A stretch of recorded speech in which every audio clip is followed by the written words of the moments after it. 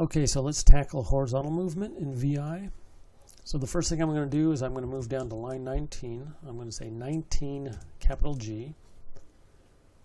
Now we've already looked at the H and the L to move one character at a time. L moves us to the left, to the right one character at a time.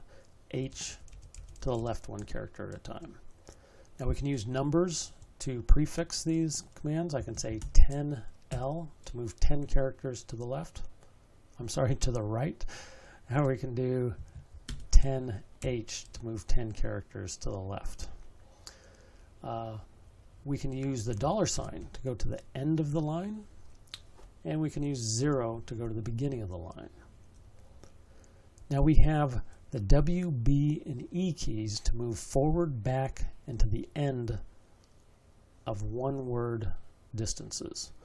So this does stop on punctuation. So as you can see, when I hit W, it will move forward one word at a time.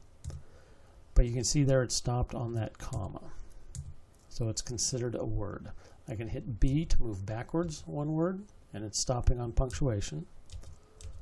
I can move to the end of each word, and you can see there it stopped on the punctuation. So the end of needed, and then the punctuation, the end of the next word. We can use the capital form of these commands to skip punctuation and use white space as our word delimiter. So I'm going to hit 0 to go to the beginning of the line.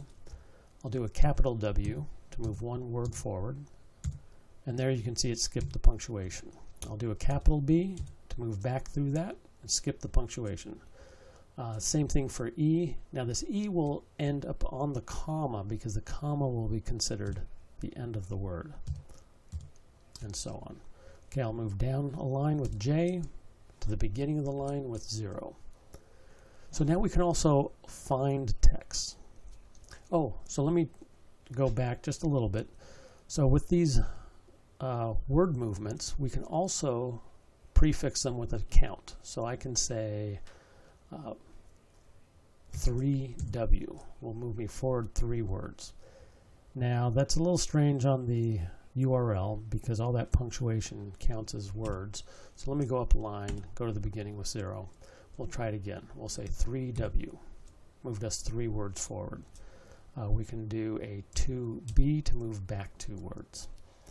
Okay, now on this bottom line, let's try a 3 capital W. So you can see now it counted that entire URL as one word. Okay, we'll hit 0 to go back to the beginning. K brings us up a line. To find a character or move to a character, we'll use F and then the character. So I'll say F and then the letter E. Takes us to the first occurrence of the letter E in the line. Semicolon will take us to the next occurrence. Semicolon moves to the next, and the next. Comma brings us to the previous occurrence each time I hit comma. So let's go to the end of the line with a $sign. Now if we use the capital F and say the letter S, now capital F searches in the reverse direction. And now the semicolon will continue in that reverse direction to the next occurrence of that letter. The comma will then reverse the search direction. Okay, so let's move down to the last line and 0 to the beginning of the line. So if we use T, which is search until the specified character, that places us one character before the character we're searching for. So here on the last line, if I say T and the letter V, you can see it puts the cursor just before the V in videos. Now I can say capital T to search in the reverse direction, and capital V, and you'll see it stops just before the capital V in visit. And in the next video, we're going to start talking about inserting text.